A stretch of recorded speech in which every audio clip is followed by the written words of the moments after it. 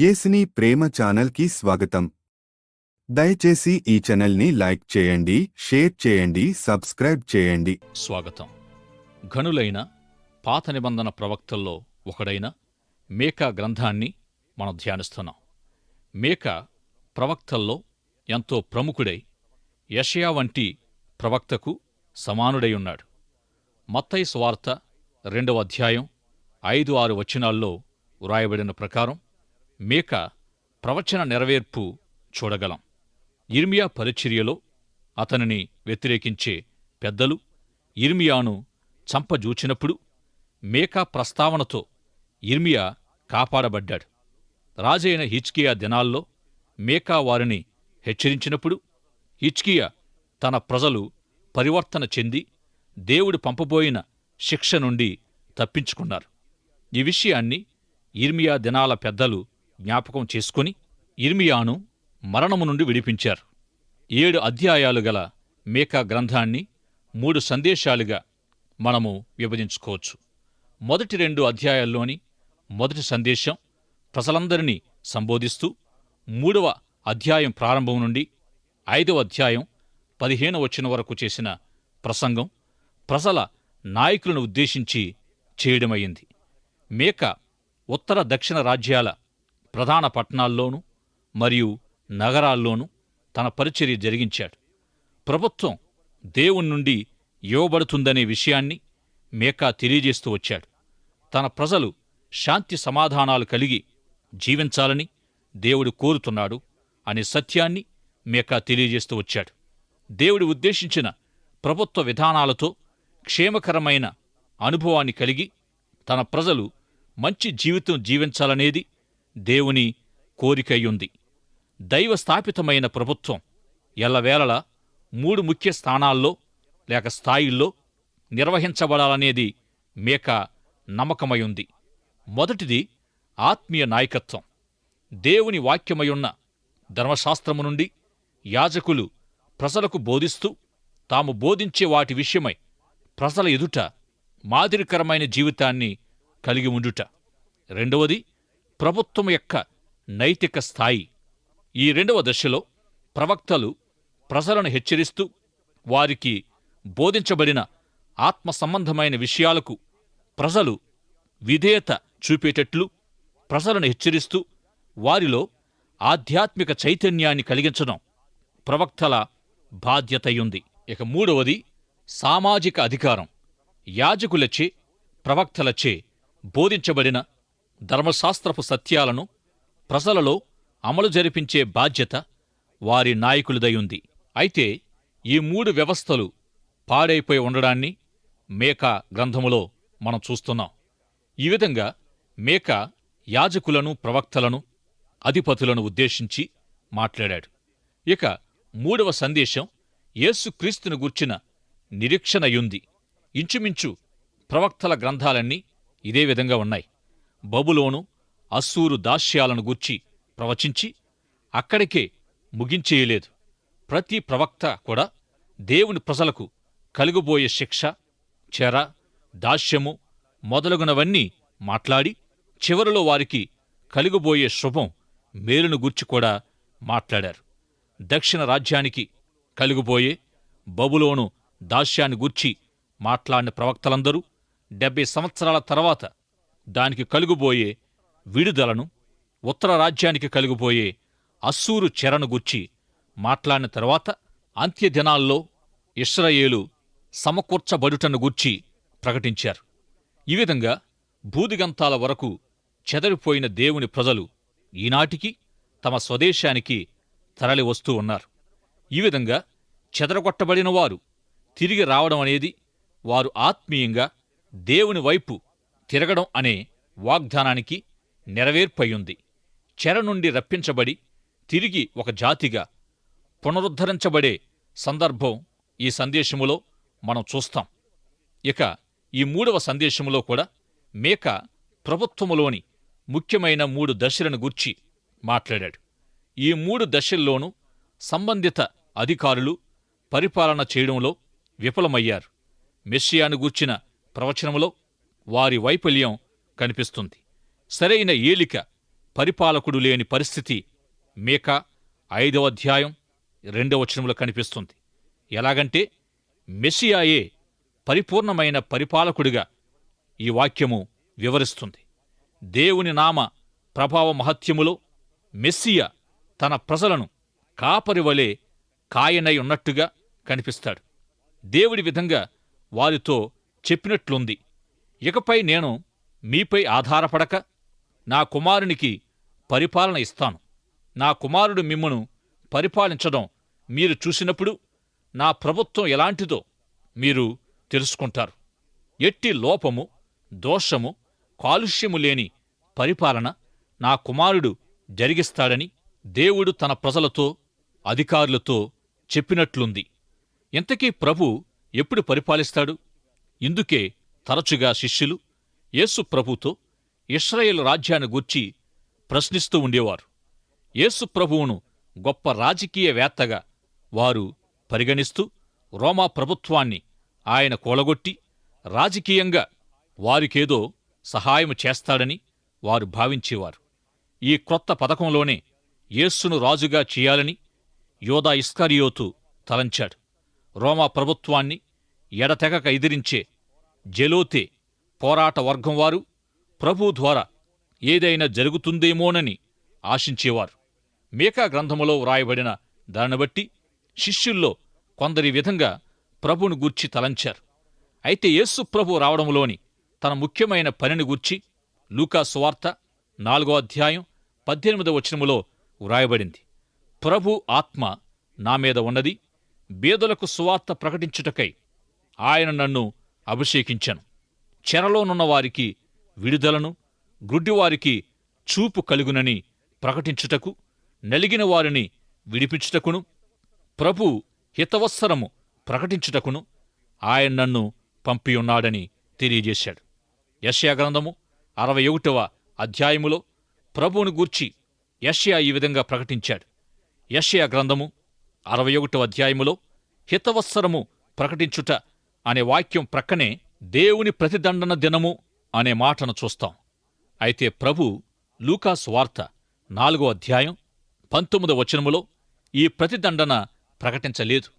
కారణమేమిటంటే ఆయన మొదటి రాక రక్షణార్థమైనది. మొదట ఆయన సేవకుడిగా వచ్చాడు.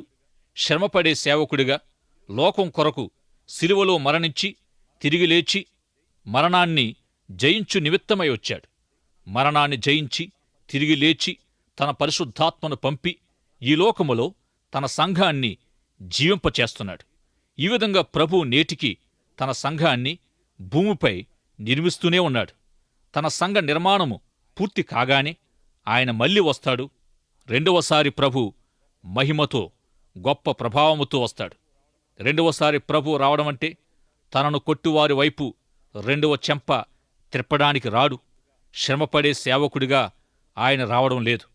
2వ కీర్తనలో చెప్పబడినట్లు ఒకడు కుండను ముక్కలుగా పగలగొట్టునట్లు ఆయన ఈ లోకాన్ని తన ఇనుప దండముతో కొట్టడానికి లేక తీర్పు తీర్చడానికి రానయ్యున్నాడు.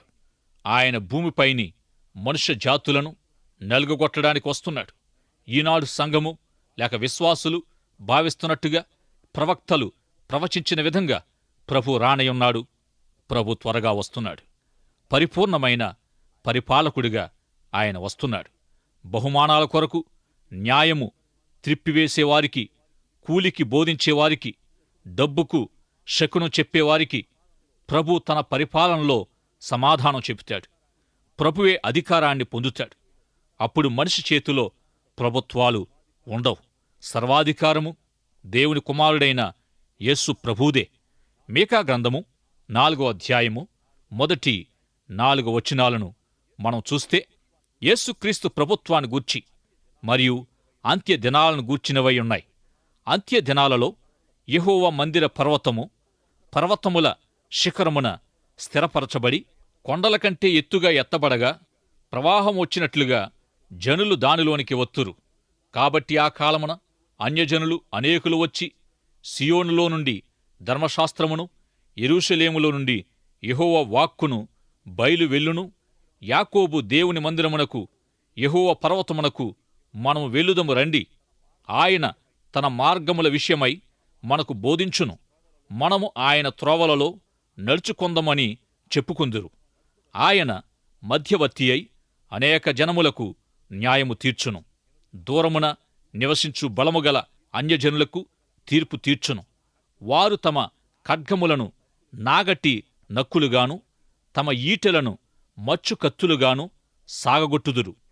జనం మీదకి జనము ఖడ్గము ఎత్తకయుండును. యుద్ధము చేయ నేర్చుకొనుట జనులియక మానివేతురు. ఎవరి భయము లేకుండా ప్రతివాడు తన ద్రాక్ష చెట్టు క్రిందను తన అంజూరపు చెట్టు క్రిందను కూర్చుండును. సైన్యములకు అధిపతియగు యెహోవా మాట ఇచ్చియున్నాడు. ఈ వాక్య భాగములోని మొదటి మాటలు యెషయా గ్రంథములో నుండి మీకా తీసివ్రాశాడు. అంత్యదినాల్లో సియోను పర్వతము సమస్త జాతులందరిచే ప్రశంసించబడుతుంది. ఈనాటి ఇశ్రాయేలు దేశం ప్రపంచమంతటికీ యాత్రాస్థలంగా లేక పుణ్యక్షేత్రంగా ఉంది. నిజానికి యెరూషలేం పట్టణం ఇశ్రాయేలు దేశాలు చరిత్రలో ఎంతో ఘనత కలిగి ఉన్నాయి.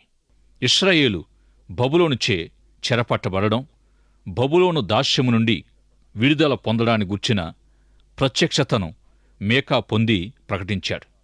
4వ అధ్యాయం 9-10 వచనాలు చదువుకుందాం. నీవెందుకు కేకలు వేయుచున్నావు?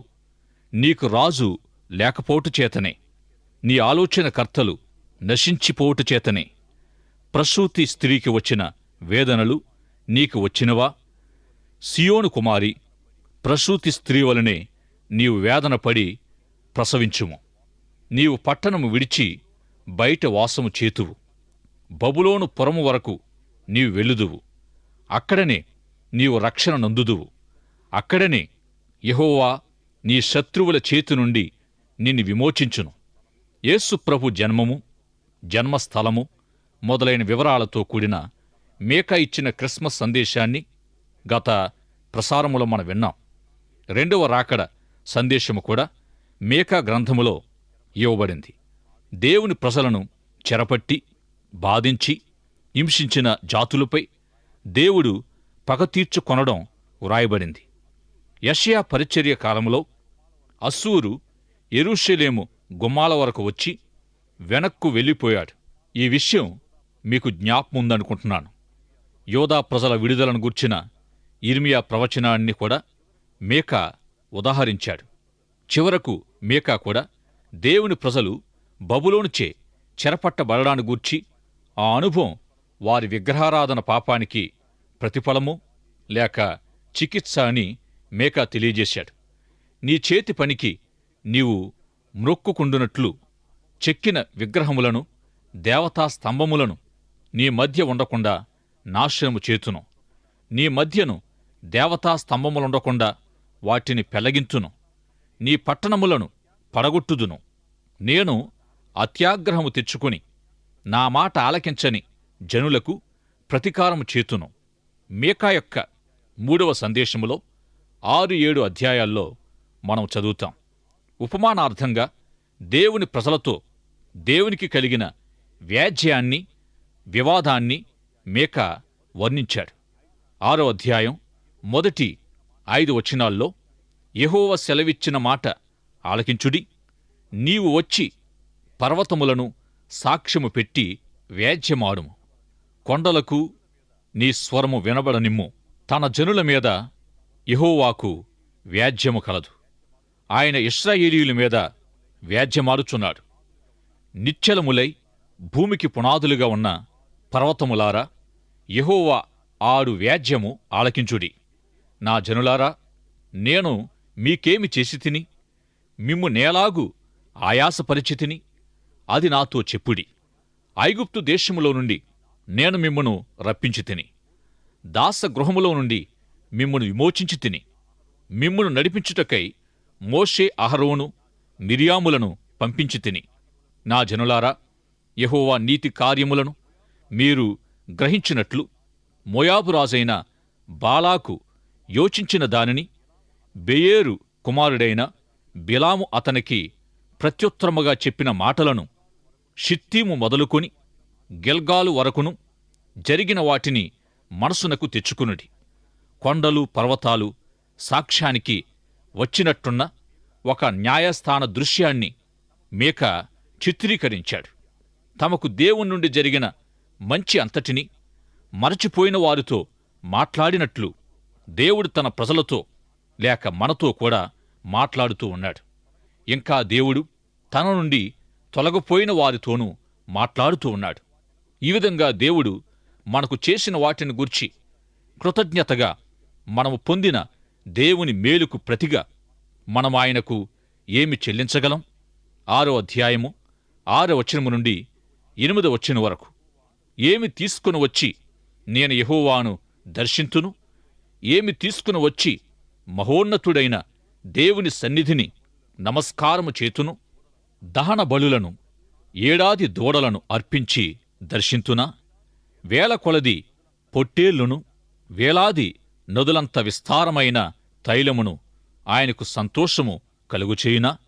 నా అతిక్రమమునకై నా జ్యేష్ఠపుత్రుని నేనిత్తునా? నా పాప పరిహారమునకై నా గర్భఫలమును నేనిత్తునా? మనుషుడా, ఏది ఉత్తమమో అది నీకు తెలియచేయబడి ఉన్నది. న్యాయముగా నడుచుకొనుటయు కనికరమును ప్రేమించుటయు దీనమనసు కలిగి నీ దేవుని ఎదుట ప్రవర్తించుటయు ఇంతేగదా? యెహోవా నిన్ను అడుగుచున్నాడు. దేవుడు తన ప్రజలను 6వ అధ్యాయము మొదటి 5 వచనాల భాగములో ప్రశ్నించిన దానికి సమాధానంగా మీకా 6వ అధ్యాయము 6వ వచనము నుండి 8వ వచనం వరకు వ్రాయబడిన విధంగా తన ఉద్దేశాన్ని వ్యక్తపరిచాడు. ఏమిచ్చి దేనితో దేవుణ్ణి దర్శించగలను? దేని ద్వారా ఆయనను సంతోషపరచగలను అని అంటూ ఉన్నాడు. ఇక ఈ విషయమై బైబిల్ మనకు కృపా సందేశమిస్తుంది. నీవు నేను ఏమి చెల్లించినా తీరని కృపను దేవుడు మన ఎడల కనుపరిచాడు. దేవుని క్షమాపణను మనం ఏ విధంగానూ సంపాదించలేం. దేవుని కృప ద్వారానే తప్ప మరొక విధంగా దేవుని క్షమాపణ, రక్షణ ఎవరికీ లభించవు. ఎన్ని బలులు అర్పించినా, ఎన్ని జంతువులను దహన బలులుగా సమర్పించినా సరిపోవు. అయితే దావీదు తెలియజేసిన విధంగా విరిగి నలిగిన హృదయమే దేవునికిష్టమైన అర్పణ. విరిగి నలిగిన పాపి యొక్క హృదయము దేవునికిష్టమైనది, అంగీకార యోగ్యమయుంది. విస్తారమైన ఒలీవ నూనె, పొట్టేళ్లు, దూడల కొవ్వు ఆయనకు సంతోషము కలుగుచేయదు. కాని నీతి, న్యాయము, ప్రేమ, దీనమనసు ఇవే ఆయన కోరేవయున్నాయి. యేసు ప్రభు మత్తయి సువార్త 10వ అధ్యాయములో తెలియజేసిన కుటుంబ సభ్యుల సంబంధ బాంధవ్యాలను గూర్చి మీకా తన 3వ సందేశములో తెలియజేశాడు. 7వ అధ్యాయము 5-6 వచనాలు. స్నేహితుని యందు నమ్మికయుంచవద్దు, ముఖ్య స్నేహితుని నమ్ముకొనవద్దు. నీ కౌగిటిలో పండుకొనియున్న దాసుని ఎదుట నీ పెదవుల ద్వారమునకు కాపు పెట్టుము. కుమారుడు తండ్రిని నిర్లక్ష్యపెట్టుచున్నాడు, కుమార్తె తల్లిమీదికిని కోడలు అత్తమీదికిని లేచెదరు. ఎవరి ఇంటివారు వారికే విరోధులగుదురు. ఇవే మాటలు యేసు ప్రభు మత్తయి సువార్త 10వ అధ్యాయములో చెప్పారు. మీకా గ్రంథము 7వ అధ్యాయము 7వ వచనము నుండి 9వ వచనం వరకు, ఆయనను యెహోవా కొరకు నేను ఎదురు చూచెదను, రక్షణకర్తయగు నా దేవుని కొరకు నేను కనిపెట్టియుందును. నా దేవుడు నా ప్రార్థన ఆలకించును. నా శత్రువా, నా మీద అతిశయింపవద్దు. నేను క్రింద పడినను తిరిగి లేతును. నేను అంధకారమందు కూర్చున్నను, యెహోవా నాకు వెలుగుగా నుండును. నేను యెహోవా దృష్టికి పాపము చేసి తిని గనుక ఆయన నా పక్షమున న్యాయము తీర్చువరకు నేను ఆయన కోపాగ్ని సహింతును. ఆయన నన్ను వెలుగులోనికి రప్పించును. ఆయన నీతిని నేను చూచెదను, నా శత్రువు దాని చూచును. ఈ విధంగానైనట్టి నిరీక్షణ సందేశముతో ప్రవక్తలు తమ ప్రవచన గ్రంథాన్ని పూర్తి చేశారు. ఈ వాక్య భాగములో దేవుని నుండి మంచి, మేలు, నిరీక్షణలను మనం చూస్తాం. ఇంచుమించు పాత నిబంధన వాక్య భాగాలన్నిటిలో దేవుని మేలు, మంచి వ్యక్తీకరించబడుతూ ఉంది. మేలు, మంచి పొందాలన్న నిరీక్షణ భావము సహజంగా మనలో ఎల్లవేళలా ఉంటుంది. ఈ విధమైన నిరీక్షణ 34వ కీర్తనలో దావీదు దేవుని ప్రజలకు ప్రకటించాడు. దేవుని కొరకు ఎదురు చూసేవారికి కలిగే మంచిని గూర్చి దేవుని వాక్యములో మనం చూడగలం.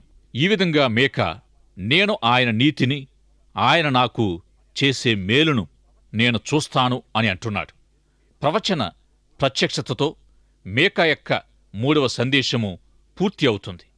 అంత్యదినాల్లో దేవుని ప్రజల పట్టణాలు తిరిగి కట్టబడతాయని, పూర్వం కంటే అభివృద్ధికరమైన స్థితికి వారు చేరుకుంటారని, అన్యజాతుల ప్రజలు ఐగుప్తు నుండి యూఫ్రటీస్ వరకు దూర ప్రాంతాల పర్వతాల నుండి వచ్చి దేవుణ్ణి గణపరుస్తారని మీకా ప్రవచించాడు.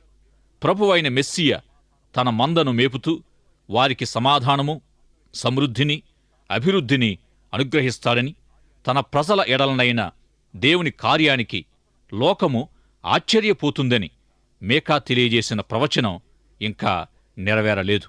అనేకులు వస్తూ పోతూ ఉండే పరిశుద్ధ యాత్రాస్థలముగా యెరూషలేము చేయబడుతుందని మీకా తెలియజేశాడు. ఇశ్రాయేలు దేశము ఈనాడు పండ్ల వ్యాపారము ద్వారానైన ఆదాయములో మొదటి స్థానములో ఉంది. ఇశ్రాయేలు దేశము ప్రపంచములో ముఖ్య యాత్రా దేశమైనందున దీని ద్వారానైన ఆదాయము 2వ స్థానములో ఉంది. ప్రపంచ నలుమూలల నుండి ఎందరో యాత్రికులు ఇశ్రాయేలును దర్శిస్తూ ఉన్నారు. ఇది మీకా ప్రవచనములోనిదే. రానున్న దినాల్లో మరింత అర్థవంతమైన ప్రవచనాల నెరవేర్పు పొందనున్నాయి. మీకా దేవుని క్షమాపణను ఎంతో ఉన్నతంగా వర్ణించాడు. తన స్వాస్థ్యములో శేషించిన వారి దోషమును పరిహరించి వారు చేసిన అతిక్రమల విషయమై వారిని క్షమించు దేవుడివైన నీతో సమానుడైన దేవుడున్నాడా? ఆయన కనికరము చూపుటయందు సంతోషించువాడు గనుక నిరంతరము కోపముంచాడు. ఆయన మరలా మనయందు జాలిపడును, మన దోషములను అణచివేయును. వారి పాపములన్నింటినీ సముద్రపు అగాధములలో నీవు పడవేతువు. పూర్వకాలమున నీవు మా పితరులైన అబ్రాహాము, యాకోబులకు ప్రమాణము చేసిన సత్యమును, కనికరమును నీవు అనుగ్రహింతువు. ఈ విధంగా మీకా మొదలైన ప్రవక్తలు నాశనము, వేదన, తీర్పు, అగ్ని గంధకాలతో పాటుగా దేవుని ప్రేమ, దయా, కనికరాలు, కృప, క్షమాపణలు, దేవుని నమ్మకత్వాలను కూడా ప్రకటించారు. మనమేదో మంచివాళ్లము, దేవునికి అనుకూలంగా ఉండడం వల్ల దేవుని ప్రేమను పొందలేదు, లేక వ్యతిరేకులమై దేవుని ప్రేమ పోగొట్టుకొనలేదు. మన ఎడలనైనా దేవుని ప్రేమ ఆయన కృపను బట్టియే స్థిరమయుంది. ఈ విధంగా యెషయా మొదలు మీకా వరకు దేవుని ప్రేమ, దేవుని కృప ద్వారానే మన ఎడల విస్తరించినదయుంది అని తెలియజేశారు. మీకా ప్రవచనం ప్రకారం మెస్సీ అయిన ప్రభు భూరాజ్యాలన్నిటినీ తన వశము చేసుకుని యెరూషలేమును ప్రధాన కేంద్రంగా పరిపాలిస్తాడు. పరిపూర్ణమైన నీతి పాలన జరిగిస్తాడు. తన ప్రజలను బాధించిన అన్యులకు తీర్పు తీరుస్తాడు. మీకా గ్రంథం యొక్క ముఖ్య సందేశం ఆయన కృపా ప్రేమలను గూర్చినదయుంది. అయితే ఈ ప్రేమ, కృపలు దేవుని నీతి న్యాయాలకు సమానంగా ఉన్నాయి. మన స్వనీతితో గాని మరే విధంగా గాని దేవుని ప్రేమను, కృపను మనం పొందుకోలేం. దైవాశీస్సులు. ఆమెన్. దయచేసి ఈ ఛానల్ని లైక్ చేయండి, షేర్ చేయండి, సబ్స్క్రైబ్ చేయండి.